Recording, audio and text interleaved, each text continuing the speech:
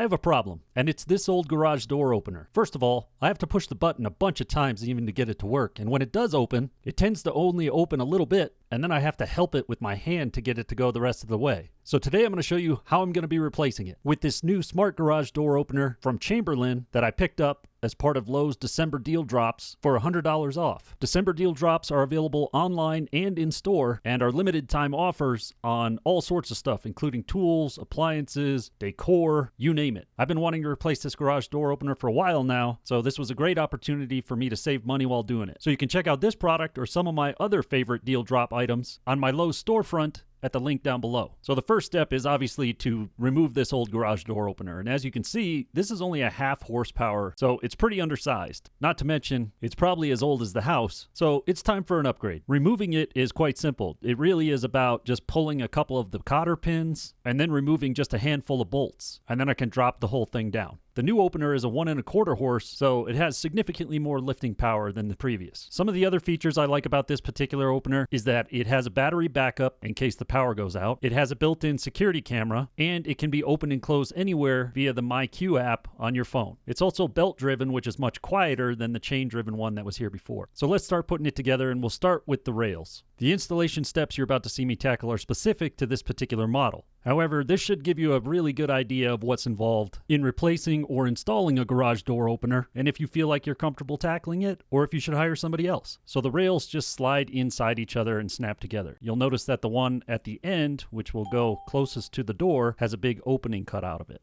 So when putting the rails together, you just want to make sure that they're all aligned correctly. The other nice thing about this model and most Chamberlain garage door openers is they have detailed instructions via the Built app. So you can just scan this QR code and it'll bring you to a step-by-step 3D model so you can make sure that you do everything correctly. With the rails built, next we're going to use a screwdriver and we're going to stick it into the second to the last rail furthest away from the door. And this is going to act as a temporary stop so we can install the trolley assembly. With that slid on, then we'll drop in the stop bolt on the back side of the trolley assembly so that the trolley can't go back too far, and secure that with the lock nut. And then we'll slide in the mounting bracket into the end of the rails, and this bracket is what mounts the rails to the opener itself. To mount the rails to the opener, first we got to remove the bolts that are pre-installed in the opener, and then set the rail on top and reinstall those bolts. Now, it's helpful to lift the far end of the rails so that it's up high enough so that you can squarely install the rails onto the opener, and also put something underneath the opener itself. That way it doesn't get scratched up on the floor. With the bolts tightened down with the socket, then we'll move to the far end and we'll start feeding the belt through the hole that's at the end of the rails. You want the teeth of the belt to be facing inside towards the rails. And then we'll install the pulley with the hardware, making sure that the belt goes around the pulley and then securing everything in place. Now, you don't have to tighten this fully down at this point. Hand tighten everything, and then we'll come back later and tighten everything. Next, we have to bend up this little tab that's at the end of the rail.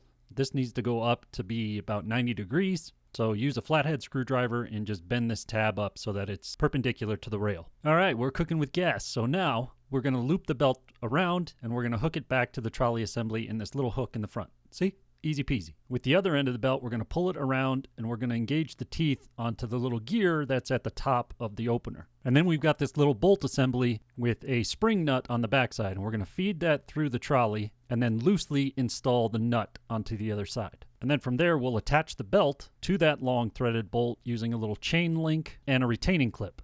And then we'll tighten the spring nut a little bit to take the slack out of the belt. On the spring nut, there's a little washer that keeps the spring compressed, and we need to snap that in order for the spring to expand and create more tension. So using a crescent wrench and a flathead screwdriver, I use the screwdriver to embed in one of these little grooves that's in the side of the washer, and then turn the assembly with the crescent wrench until that little washer snaps and the spring expands. And then finally, we'll put the cover over top of the gear assembly that's on the top of the opener by removing the 3 bolts that are previously installed, putting the cap into place, and now is the time to go back through and make sure everything is tight. So we're done with the assembly portion on the floor. Now it's time to break out the ladder and get to work on installing the actual opener above the door. And the first thing we're going to do is install the bracket above the door that holds the end of the rail. And how we're going to do that is to lift the door up to its highest point, and we're going to prop the door up in that location using whatever we can. From there, we're going to toss a level on the top of the door, and we're going to put a pencil mark where that is. And then we will mount our bracket 2 inches above that line in the center of the door.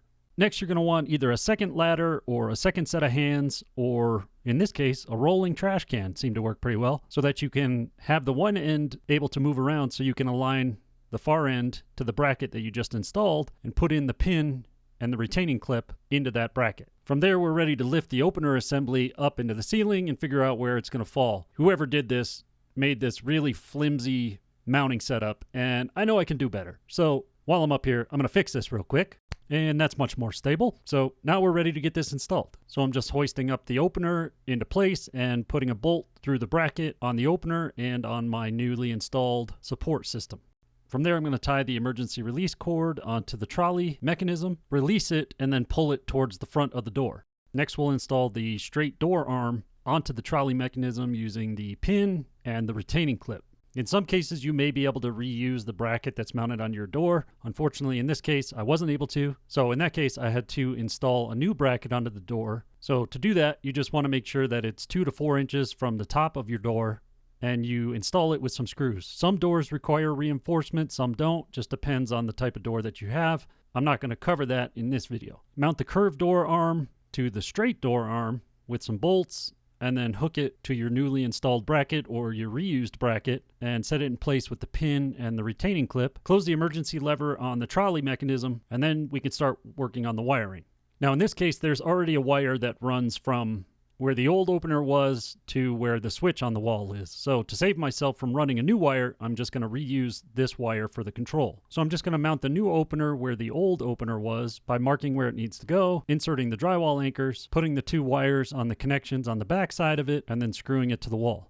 The old door opener didn't have any safety sensors at all. So this is a much needed upgrade, but unfortunately that means I have to run all the wiring for them. So I used the hardware and the wing nuts to install the sensors into their brackets, clip the brackets onto the door track about 6 inches off the floor, and then I had to run the wiring for each sensor up and over around the door, down the center of the ceiling, and then back to the opener itself. From there, wiring them to the opener is pretty self-explanatory. Black wires go to black, white wires go to white, and the red and white from the controller on the wall go to their corresponding colors. Then finally, it's time to plug this thing in and make sure that everything was done correctly. So first thing I do is check the sensors to make sure that the sensors are good, lift the door up to engage the door into the trolley track, and then use the controls on the back of the unit itself to set the travel up and down for the door. I also check to make sure that the opener on the wall works and connect the battery for the battery backup system and then plug everything back in. And that's it for the install. And basically what you have now is a traditional dumb garage door that's capable of opening with an opener on the wall or with the remote opener in your car. So if you want to transform your garage door from a dumb garage door to a smart garage door, you have to install the MyQ app. Once the app's downloaded, you're able to add devices, including this garage door, set it up, and then you can control the garage door remotely from anywhere, and it also allows you to get alerts when your door is opened or closed, and even records when somebody is in your garage, and it's triggered via motion detection. So there you go. If you want to make your garage door just a little bit smarter, or maybe you just want to record those garage dance parties, make sure you check out this Chamberlain garage door opener as part of Lowe's December deal drops, and visit my storefront to check out all my other December deal drop favorites. Thank you guys so much for watching. I'll see you next time.